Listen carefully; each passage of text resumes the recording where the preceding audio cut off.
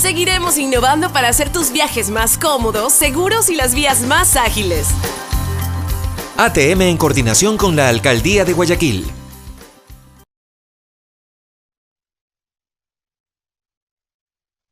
Bienvenidos todos, muy buenos días, yo soy Anderson Boscán, esto es el Café de la Posta, como siempre me pillan ahí un poco despistado para entrar. Hoy es martes 12 de abril, estamos bien, martes 12 de abril, un día importante en la República. Doy un agradecimiento especial a las marcas que nos acompañan a hacer periodismo independiente. Hyundai, que está con nosotros desde el principio, Il Barista, donde nos tomamos el café de la mañana. La tarjeta de débito de la Cooperativa Andalucía, con la que pagamos nuestros consumos para que no nos pongan a la policía a buscarnos por irnos sin pagar el café. Y por supuesto la ATM de Guayaquil, que se une al club de marcas que apoyan el periodismo independiente. Es un día importante en la República. Revisamos los hechos en caliente.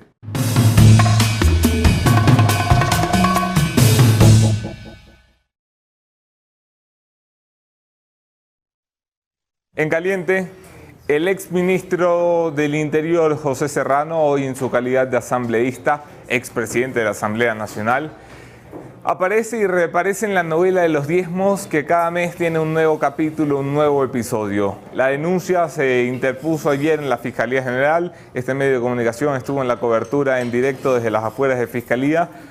La denuncia es patrocinada por el señor Fernando Balda, quien participó en un caso que terminó por llevar al exilio en calidad de prófugo a Rafael Correa. Bueno, le ha jurado hacerle lo mismo a José Serrano. Para el caso tienen el testimonio de un colaborador del Ministerio del Interior que aseguraba que se pagaban $300 de diezmos en la época de José Serrano.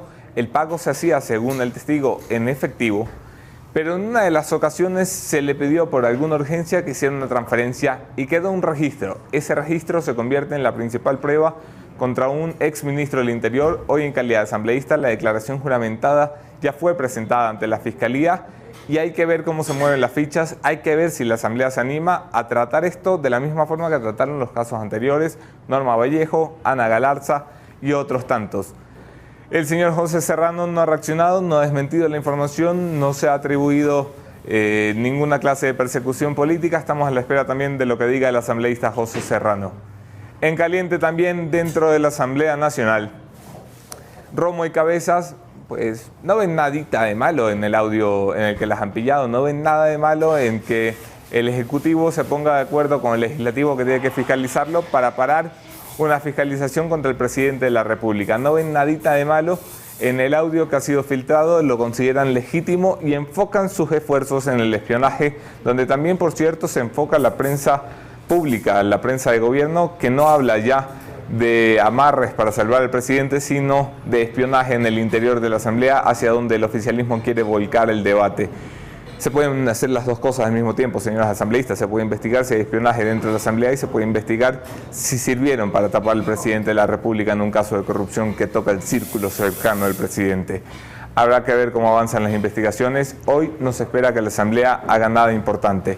Hoy han decidido continuar con sesiones anteriores, precisamente para evitar que un cambio del orden del día vuelva a poner este tema en la agenda. Y finalmente, lo último, pero lo más importante, el FMI se ha reunido ayer con los mandamases y ha asegurado que sí, que los más de 4.000 millones de dólares que le habían prometido a este país van a llegar en el lapso de 3 años. Esta semana, en 72 horas, llegarán los primeros 650 millones de dólares.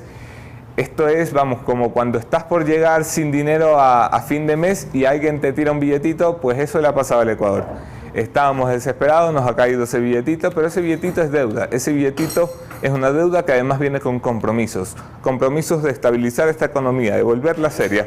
Y para analizar y no hablar tonterías como suelo hablarlo, he invitado a alguien que de verdad sabe de economía. Hablo, por supuesto, del ex ministro de Economía, Mauricio Pozo, economista y buen amigo de esta casa. Quédense en la entrevista.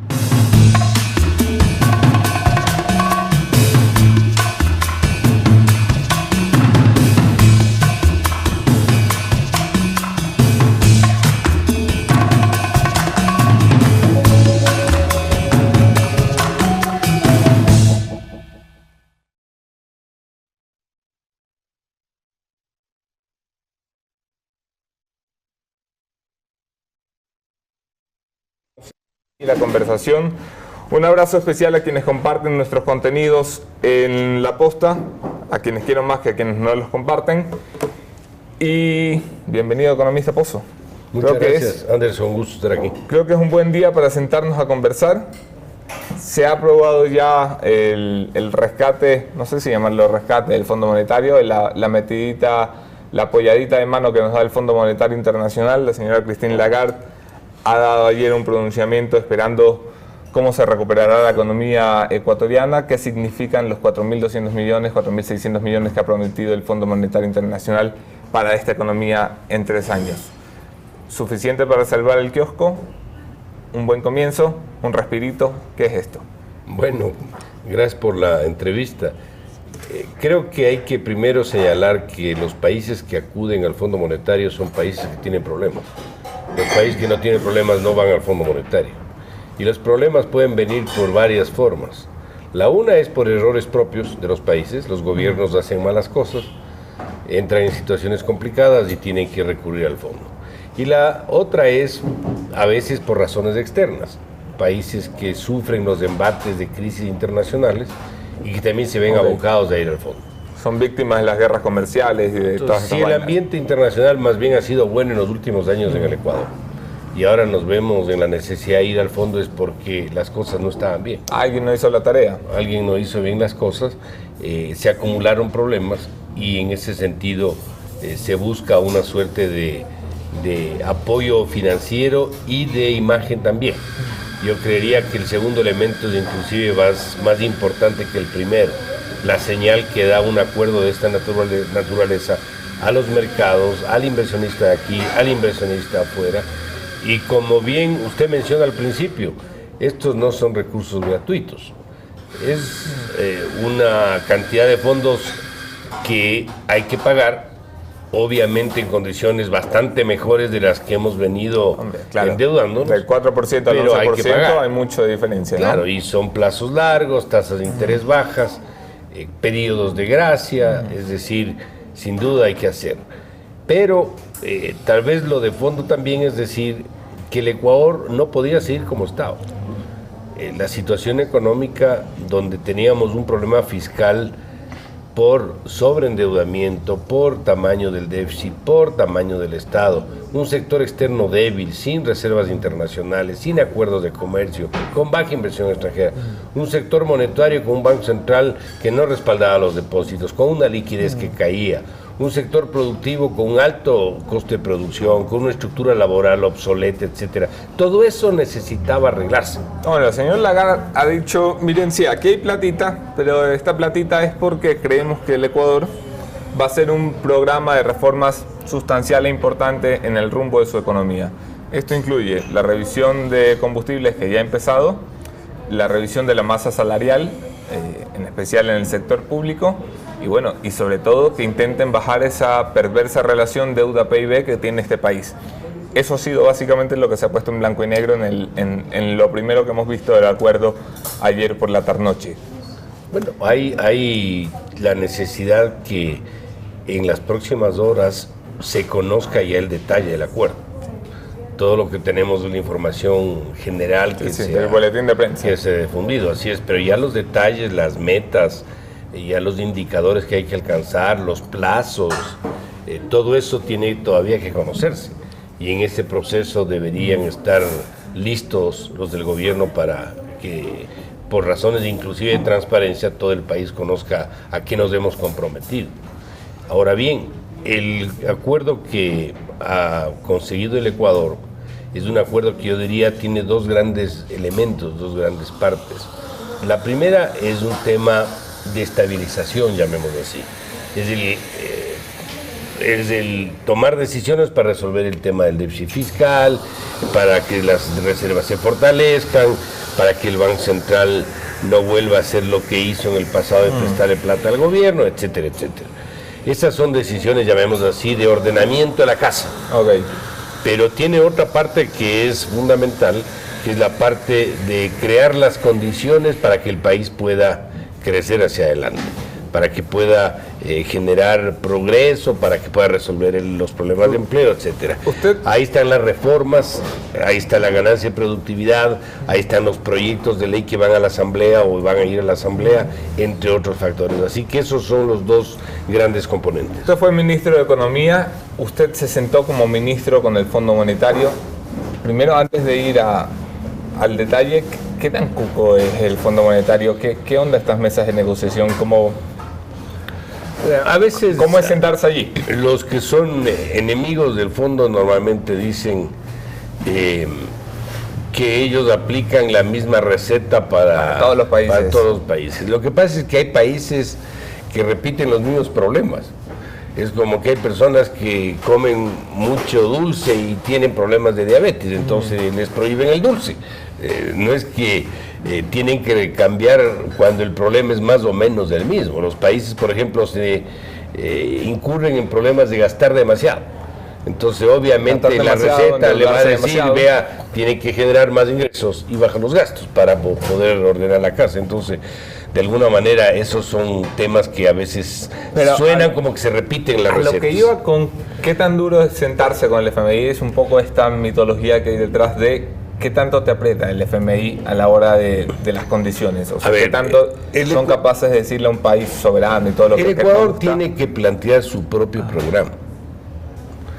El Fondo Monetario, y eso sí hay que decirlo también, tiene su propia versión de lo que hay que hacer. Por lo tanto, el proceso es negociar un programa que, de alguna manera... ¿El fondo quiere ver? Sí, pero muchas veces no quiere decir que estén en aceras distintas. En algunos temas se coincide, en otros no.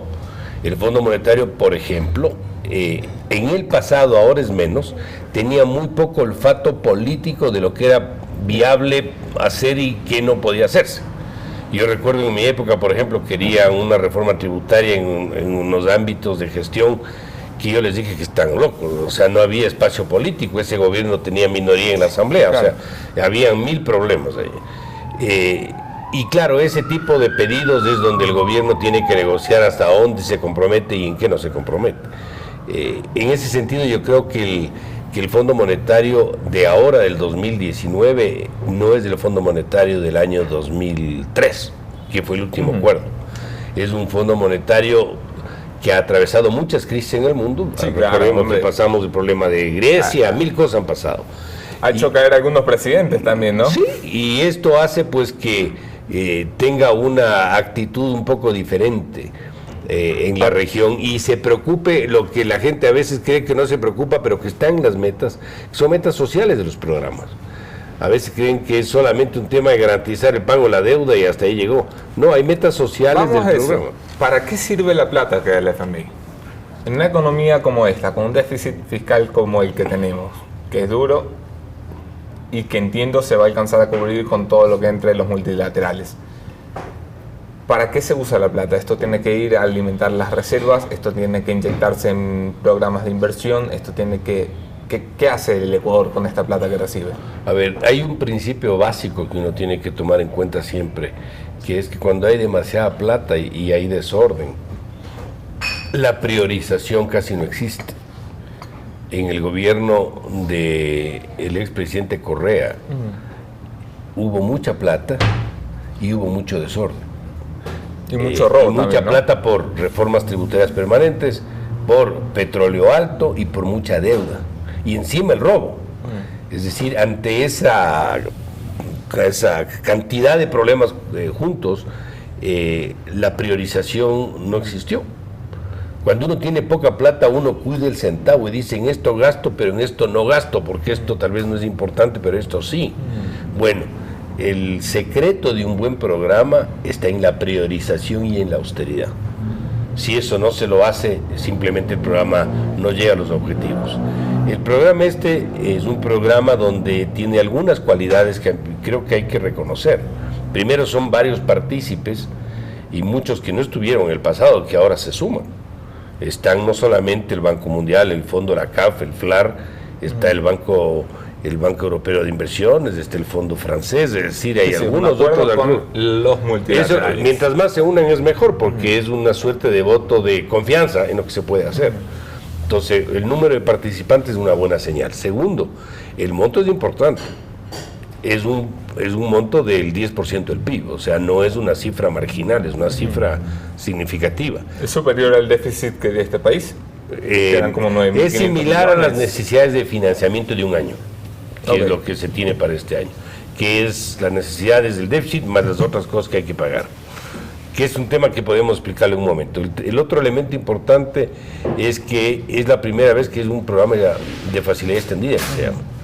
El último que lo suscribí yo fue un programa stand-by de 13 meses, que sí tenía reformas estructurales, pero era un programa primero en tamaño mucho más pequeño y por un plazo mucho más corto. El que tengamos un programa de más largo plazo de alguna manera ayuda a que inclusive el gobierno se ordene, porque tiene un compromiso que cumplir. Además, si no cumple las metas, le cortan el financiamiento, le cortan los desembolsos. Claro, y la plata no llega. Así es. Ahora viene lo más difícil de alguna manera, que es el cumplimiento del programa. Pero para responder la pregunta, la plata que el Fondo Monetario, solo el Fondo Monetario, le ha prestado a los países, incluyendo el Ecuador, en el pasado, es una plata que siempre ha estado destinada a lo que se llama fortalecimiento de la balanza de pagos o a las reservas internacionales, en definitiva. ¿Qué es esta vaina para los que no entendemos? Para los que no entienden esto, es la plata que tiene que estar en el Banco Central respaldando el dinero que circula. ¿Ya? Esa plata se perdió. Que no hay. No hay, porque el gobierno lo usó al central para que le preste plata al gobierno. Entonces esa plata no existe, y la plata que está... ¿Por qué es importante esa plata? O sea, ¿para qué me sirve a mí tener dinero guardado en el Banco Central? Porque yo recuerdo que Correa, solo traigo este argumento de la contraparte, decía es que me es más útil esa plata moviéndola en cosas prioritarias que teniéndola guardadita en el central. Esa era un poco la explicación que le daba Correa al pueblo ecuatoriano de por qué sacaba y despilfarraba la plata del Banco Central. ¿Para qué nos sirve que la plata esté allí? Es que ese es el problema de no ver más allá de 10 centímetros delante de la cara. Esa plata sirve para una garantía si el día de mañana tenemos, por ejemplo, un problema bancario. Si mañana hay un problema bancario y no hay las reservas de liquidez en el Banco Central, aquí tenemos una crisis general y no podemos focalizar el problema, lo cual le hace mucho más vulnerable al país. Segundo, el tener la liquidez le permite al país endeudarse mucho más barato. ¿Por qué? Porque dicen que es un país que tiene reservas. Es mejor trabajar con plata ajena que con plata propia, pero la plata propia tiene que estar ahí. Tercero, eso es la garantía de la dolarización. ¿De qué se nutre la dolarización? De dólares. Si hay dólares guardados que permiten de alguna manera soportar las actividades económicas, la señal de esa seguridad es importante para el fortalecimiento de la propia dolarización. Entonces los beneficios de eso son múltiples. Además le da fortaleza al balance del Banco Central, que es el banco de la actividad pública, es donde depositan los bancos y el sector público, me refiero en este caso al Tesoro. Entonces esos son beneficios que tienen la reserva. Ahora, ¿qué es lo importante en este programa para responder la pregunta? Que la plata del Fondo Monetario, que tradicionalmente fue para balanza de pagos y para reservas, en este programa, y esto yo lo conversé con el director del hemisferio occidental del fondo, Alejandro Werner. Él me dijo que en el caso de Ecuador estos recursos van a ser para libre disposición del gobierno. ¿Eso es bueno o malo? Eso es bueno, pero puede ser pésimo. Ya, esa plata el gobierno tiene que discriminar cuánto deja en reservas para fortalecer que hay un hueco, y cuánto pasa al presupuesto y en qué usa en el presupuesto esos recursos. ¿Por qué es bueno? Porque le da esa flexibilidad al gobierno. ¿Por qué es malo? Porque si no hay convicción y no hay orden y no hay una línea de acción, puede usarse en cositas que no van a darle el resultado del programa. Entonces este es de alguna manera ¿En qué resulta conveniente utilizar el dinero desde la perspectiva por fuera del sector público? Supongamos que ya tenemos los 10.000 millones que han ofrecido todos los multilaterales, 9.000 y pico. Pero eso en 3 años, ¿no? En 3 años. ¿A dónde debe ir la mayor parte de esta plata? A ver, para poder optimizar el uso de los recursos, hay que generar el propio programa. ¿Y eso qué significa? Utilizar una parte para fortalecimiento de las reservas por las razones que mencioné. Otra parte, el gobierno tiene que ponerse al día con los atrasos, ¿Cómo recupero yo la confianza si le debo a medio mundo? A todo el mundo, hombre. Contratistas, proveedores del Estado, petroleros, constructores. A la posta le deben. Bueno, a todo el mundo le debe. Entonces tiene que ponerse al día. Si yo quiero recuperar la confianza y que vuelvan a confiar en mí, tengo que ponerme al día. Entonces parte de eso está para pulir atrasos, para limpiar atrasos, que es el segundo elemento. El tercero es cómo yo garantizo proyectos sociales, que es la labor del Estado, y proyectos de infraestructura, si no tengo los recursos. Eso debe estar destinado precisamente a eso. Y lo otro... ¿Usted cree que es bueno volver a inyectarle plata al sector, por ejemplo, de la construcción? O sea, no por el gasto público necesariamente, sino porque el Estado invierte en lo que es rentable para el propio Estado y para la propia sociedad. Okay. El Estado tiene que seguir invirtiendo en salud, en educación, en seguridad, en justicia, y para eso necesita fondos. Y si son fondos baratos, en buenas condiciones, tiene que hacerlo así. Pero para que pueda eso optimizarse, la estructura del gasto tiene que cambiar. 2/3 del gasto es gasto corriente y 1/3 es gasto de inversión. O sea, 2/3 es un destino que no genera crecimiento económico, ni activos del Estado, ni activos de la economía, ni patrimonio del país. Es decir, desperdiciamos los recursos. Es como decir, es para la operación del Estado. Y eso tiene que irse cambiando poco a poco. Por eso es que hay que definir el rol del Estado, hay que ver en las empresas públicas cuáles se quedan, cuáles tienen que concesionarse, hay que armar toda una estrategia para eso. El gobierno se ve bien encaminado. Quiero decir, el gobierno ha entendido que tiene que cambiar el chip de la economía ecuatoriana. El gobierno, antes de ir al fondo, dijo, bueno, ya sé que me lo van a pedir, lo empiezo yo. Refocalizo los subsidios en combustibles. Sabía que le iban a pedir una reducción de la masa salarial, que le iban a pedir una reducción de la burocracia. Ha empezado. ¿Cree usted que el gobierno está entendiendo que tiene que ir por esa vía? Ahí hay algunos sentimientos encontrados que yo al menos tengo. En el sentido de que el gobierno se demoró.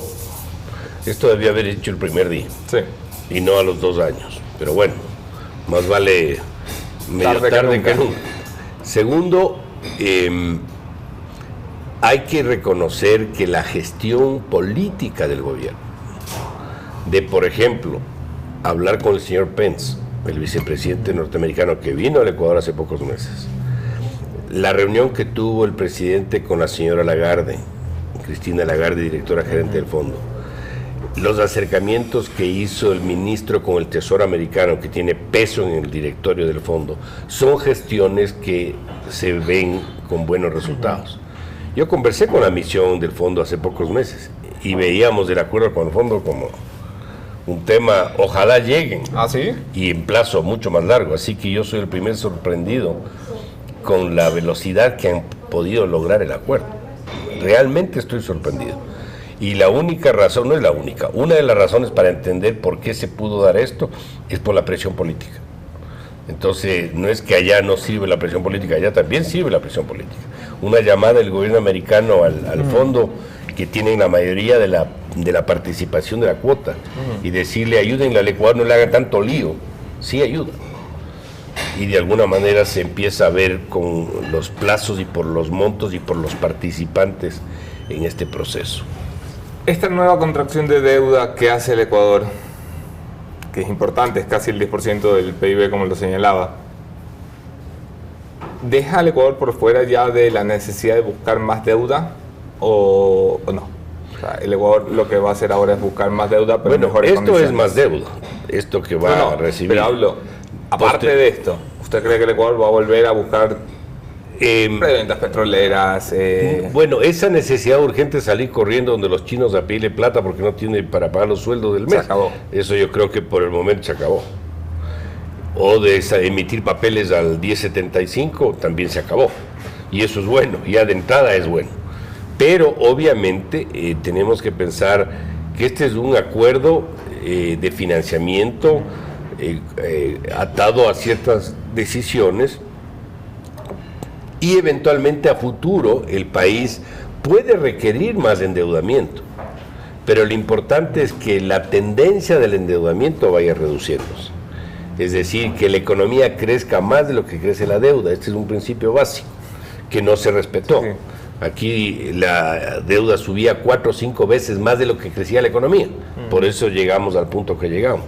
Entonces, el día de mañana puede ser que requiramos un nuevo endeudamiento, pero si las metas del programa se van cumpliendo, vamos a poder conseguir esa plata mucho más barata, y la economía va a crecer más rápido que la deuda, y por lo tanto la relación deuda-PIB va a ir cayendo.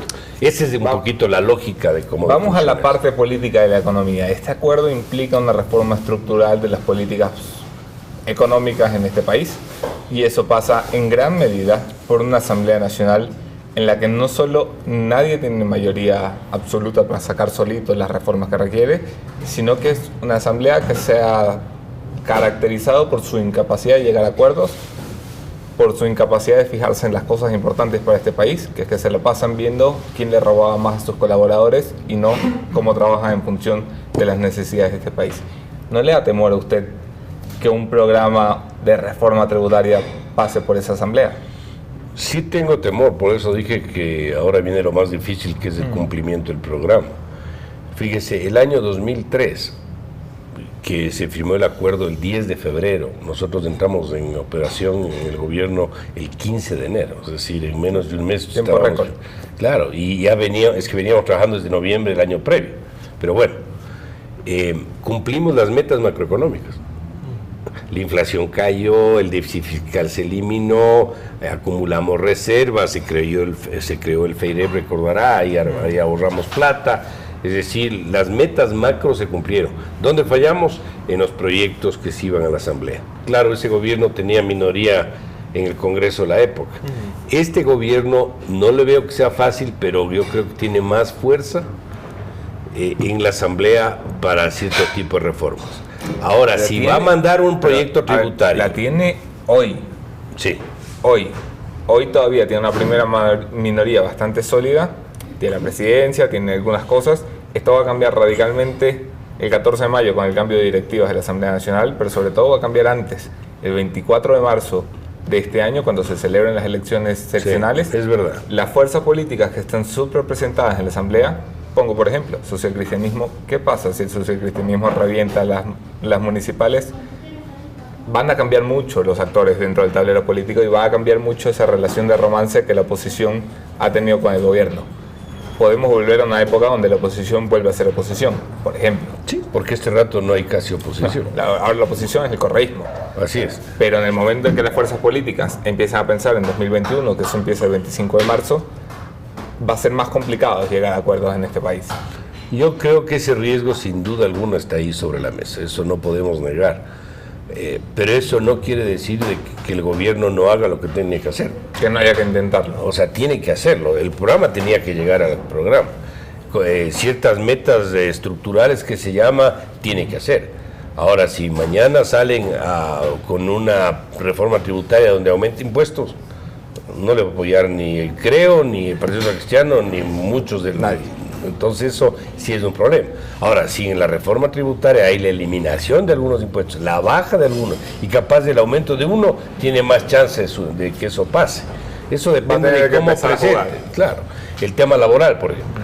El tema laboral, tengo la seguridad de que si eso va en la línea de mejorar las formas de contratación, abaratar los costos de despido, el trabajo por horas, los tipos de contrato, eso lo va a apoyar Creo, lo va a apoyar el Partido Cristiano, probablemente los demás del lado de la izquierda no le van a apoyar. Entonces ahí van a tener que ver cómo lo manejan. El tema del manejo político van a tener que hacerlo, pase lo que pase, sea el resultado que sea, pero eso de ninguna manera debió ser óbice para no hacer lo que tenían que hacer. Nos prometieron al inicio del año que el vicepresidente en funciones, Otto Sonnenholzner, iba a liderar una tarea titánica llamada el Gran Acuerdo Nacional. Una promesa incumplida de momento, en la que iban a sentar a todas las fuerzas políticas de representación política de este país y decirles: miren muchachos, nos matamos en lo que quieran, pero en esto, específicamente en la economía, acuerdo, acuerdo, acuerdo, acuerdo. Eso no ha pasado. Sería importante que pase. A ver, yo no creo, no solamente que creo que sea importante, a mí me parece fundamental. Yo quiero poner sobre la mesa algo que a mi manera de ver es importante. Tomaron decisiones en combustibles. ¿Qué pasó? No pasó nada. Se acabó el mito que no se puede tocar, ¿no? De alguna manera se está rompiendo esa... Era un gran mito en este país. Nadie se atrevía a tocarlo porque se caía supuestamente el gobierno que lo hacía. Claro. Y el otro elemento es que se iba a disparar la inflación. Y yo 1000 veces expliqué por qué no iba a pasar eso. Las cifras me dan la razón, no pasó nada. Es decir, yo creo que se van superando obstáculos cuando los resultados empiezan a llegar, porque eso le da, de alguna manera, validez al programa, le da respaldo al programa. Entonces, conforme se vayan demostrando que la ruta sí da resultados, yo creo que se puede ganar adeptos. Pero en este caso particular, sí creo que es fundamental y necesario un acuerdo sobre bases fundamentales en materia económica, para que esto pueda funcionar. Porque los gobiernos, obviamente, siempre le tienen sobre el tapete esto del dilema entre lo político y lo económico, y el gobierno de Moreno hizo eso. Dijo, avanzo más en lo político, dijo lo económico. El problema es cuando te demoras mucho en lo económico, eso te termina comiendo el capital político también. Pregúntale a Yamil Mawad, ¿no? Hay feos recuerdos sobre el tema, entonces ahí no se pueden demorar. En ese sentido, creo que este acuerdo, con todo lo que ha significado recibir la herencia que se recibió, con el problema que hay que resolver, porque el problema está ahí, ahora tenemos el acuerdo, pero el problema no se ha resuelto, hay que resolver el problema. Va a demandar sin duda alguna el concurso de todos, el aporte de empresarios, y esto no es solo el gobierno, los empresarios también tienen que poner aquí su cuota de participación. Aquí nadie se baja la camioneta, así es. Una de las grandes preocupaciones de este país, de los grandes debates de este país, sucedió semanas atrás con el conocimiento de que se despidieron de forma masiva, aprovechando el feriado de carnaval, a funcionarios en el sector público a los que no se les renovaban sus contratos ocasionales. Esto se dio, por ejemplo, en el área de salud, que para muchos fue una sorpresa. Se hablaba de más de 2.500 personas sin contrato renovado en el área de salud, un área que el gobierno había dicho que no iba a tocar. Entra el gobierno a campos minados, a campos delicados de tener que reducir la enorme burocracia que representa el Estado ecuatoriano a niveles sanos o por lo menos normales dentro del promedio regional. ¿Se puede hacer sin causarle un shock a esta economía sin que tengamos un efecto de más gente en el desempleo, sin que tenga, o sea, está en capacidad este país de cortar la burocracia, pasar esa burocracia al sector privado? Hoy. El año 2006 y los años previos, el tamaño de la masa salarial frente al PIB era de más o menos del 4.5%. Este rato es aproximadamente el 9.5%. O sea, ha habido más de una duplicación. Eso es insostenible. Si no hago nada, va a llegar un momento en que el ministro de Finanzas va a ir a la oficina del presidente y le va a decir: presidente, no puedo pagar los sueldos ni de las Fuerzas Armadas, ni de la policía, ni de la salud, ni de la educación. ¿Qué va a pasar ahí? Ahí sí hay un problema. No puedo pasarle la plata a los gobiernos seccionales, por lo tanto los gobiernos seccionales, los municipios, no van a poder retirar la basura de las ciudades del país. Ahí va a haber un problema. Entonces no hay que llegar a eso. Entonces, si yo quiero evitar eso, y tengo un acuerdo, y tengo una sobredimensión del Estado, ¿qué tengo que pensar yo? Tengo que pensar qué es lo menos doloroso. Yo no digo que una persona que no le renuevan su contrato ocasional, porque ese es el ámbito donde están trabajando, no tenga una afectación. Por supuesto que tiene una afectación. Pero uno en economía tiene que pensar que cuando se sobregira, hay un costo por el sobregiro. Y es más doloroso para toda la economía no hacer nada que tomar ciertas decisiones. Hay 5 millones de ecuatorianos, Anderson, que no tienen trabajo en el Ecuador y que están en el desempleo, en el subempleo. Esa es la gente por la que tenemos que... Y estamos pensando en los 30.000 que van a perder trabajo en el sector público. En eso estamos preocupados y no estamos pensando en nosotros. De economía no sé un carajo, Mauricio, por eso te invito siempre a que me ilustres. Pero de relaciones humanas creo que sabemos todos un poquito. Y el drama que carga una persona que pierde el trabajo por una decisión política es enorme. Lo que por lo menos estamos preguntando a los que saben es si el sector privado está en capacidad de asumir a esos 30, 50, 70 mil, según a quien le preguntes, para que esta gente no esté condenada al subempleo, al desempleo, sin duda alguna, por una responsabilidad política. Sin duda alguna, lo que tú dices es absolutamente cierto. ¿Cuál es la lógica de esto? Que en un ordenamiento de la casa, llamémoslo así, se creen las condiciones para que el inversionista privado, el empresario pequeño y grande, se sienta seguro, invierta y contrate gente. Exactamente. Esa es la lógica del programa. Y que esta gente que sale del sector privado, público, pueda ubicarse poco a poco en el sector privado y pueda mantener su familia. Esa es la lógica del programa. Eso tiene que pasar. O sea, aquí creo que ni el gobierno es perverso, ni nadie le puede gustar que a la gente que se quede sin trabajo. Nadie le gusta. Y es una decisión dura, dolorosa y complicada. Pero, ¿qué pasa si yo no hago eso? El problema va a ser peor. Entonces yo tengo que crear las condiciones para, ordenando la parte pública, que el sector privado haga lo suyo, y además se creen las condiciones para que pueda abonar, pueda invertir y por lo tanto pueda contratar, y estas personas puedan poco a poco irse vinculando a la actividad privada. Eso es la lógica que tenemos que pensar. Ahora, yo siempre conversé y pude tener algún diálogo con algunos funcionarios del Estado, y la idea era cortar aquellos sectores donde había un poco de grasa, pongámoslo así, y no aquellos sectores que eran muy importantes. A mí me sorprende esto de que son sectores de la salud. Sin embargo, habiendo tanto lugar de donde escoger, habrá lugares menos sensibles. Ahora, lo que sí es verdad es que ya un poquito cuando uno se mete en los detalles de esto, se da cuenta que hay ciertas funciones que están en el sector de la salud, pero que no son de priorización de servicio público. Hay cargos administrativos que tienen el nombre de, me voy a inventar, asistente de salud número 3. Y sin embargo es un cargo que no tiene función, no tiene responsabilidad, no tiene competencia, y está en el sector de la salud, y es excesivo también. A ver, y yo doy una explicación que no estaba autorizado para dar por una alta fuente de gobierno, pero esto tiene que ver con la señora ministra de Salud, a quien se le había dispuesto todo el gabinete por orden presidencial, que no hubiese nuevas contrataciones porque estamos supuestamente en autoridad. La única señorita que no escuchó la voz del presidente ha sido la ministra de Salud, que no sé qué sigue siendo en el cargo. Si no se quiere alinear las políticas de gobierno, que vaya y busque otro lugar donde trabajar. Pero la señorita es la única que seguía contratando gente a diestra y siniestra porque tiene un movimiento político. Entonces entiendo también a qué responde la decisión de desvinculación allí, que es que precisamente allí se había empezado a inflar las necesidades del Estado y del gobierno. Entramos en la recta final de la conversación con Mauricio Pozo, economista, ex ministro de Economía, buen amigo de esta casa.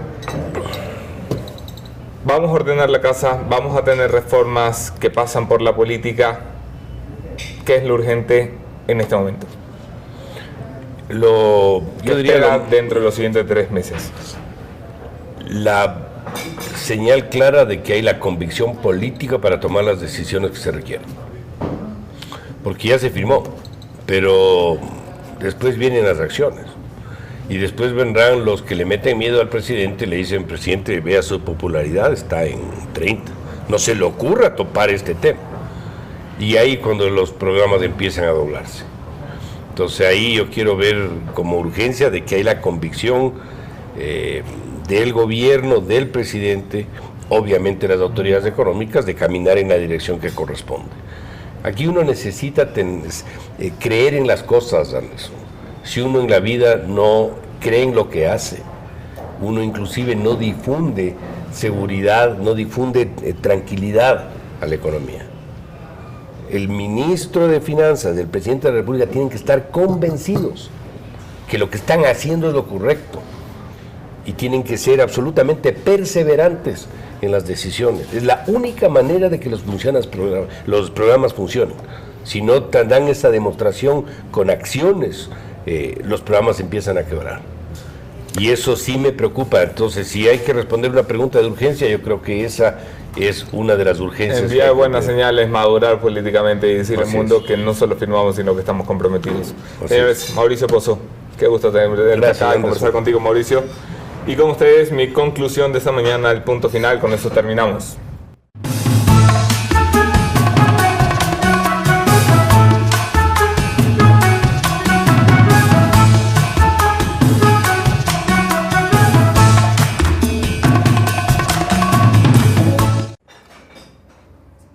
Gracias a todos por ver este programa esta mañana. Hoy vamos a hablar de algo que me parece fundamental traerla a la mesa porque hemos tenido semanas de discusión y debate respecto a un debate que no tendríamos que tener. Vamos a hablar del efecto Correa, del fantasma de Rafael Correa. Este es un fantasma que hay que despojar ya del debate político en este país. Este es un fantasma que hay que dejar que vaya a velar a sus muertos, que hay que dejar a los muertos donde deben estar. El fantasma de Correa no puede seguir determinando la acción política de una nación que quiere reconstruirse democráticamente. Y cuando hablo del fantasma de Correa me refiero a que hay que dejar de acusar a los periodistas que hacen investigaciones contra el gobierno en funciones, no contra el gobierno en funciones, sino sobre el gobierno en funciones, de estar colaborando con el correísmo. Hay que dejar de pensar que cada acción político-electoral, como quienes piden el voto nulo, le están haciendo el juego al correísmo. Hay que dejar de pensar que si el Parlamento cumple su obligación de fiscalizar al gobierno en funciones, además del anterior, pero sobre todo al gobierno en funciones, le están haciendo el juego al correísmo. Porque luego, por no hacerle el juego al correísmo, como muchos llaman, que es lo que yo denomino el fantasma Correa, vamos a terminar jodiendo nuevamente la democracia de este país. Un gobierno que no responde al legislativo porque tiene compinches que a través de una llamada entierran un proceso de fiscalización, es un gobierno correísta. Un gobierno que no permite que la prensa lo investigue y que prefiere bajar cuentas de Twitter y que prefiere meterle investigaciones en fiscalía utilizándola como arma de presión, como es mi caso, y que prefiere hacer persecuciones soft contra el periodismo, es un gobierno correísta. Un gobierno que no está en el pleno sentido democrático, es un gobierno correísta. Y eso pasa por el dichoso fantasma Correa. Eso pasa por seguir teniendo como cálculo la posibilidad de que el señor pueda volver. Que esto es el principal activo del gobierno, la principal herramienta de miedo, en especial para los gremios empresarios, para los periodistas, para otros, es precisamente el fantasma de Correa puede volver. Con ese cuco no se puede perdonar todo. Aquí se acaba el tiempo de solapar a un gobierno que ha tenido más que suficiente para hacer una transición. Hay que acompañarlo en lo correcto, hay que criticarlo en lo correcto. Ese es nuestro trabajo y con eso pueden constar qué es lo que estará haciendo la posta. Aquí nos vemos mañana. Otro tema, otro entrevistado, mismo entrevistador me acompañará. Consejero de gobierno con rango de ministro, Santiago Cuesta, viene a poner los puntos sobre las IES después de la entrevista con Cristian Zurita. No se lo pierdan.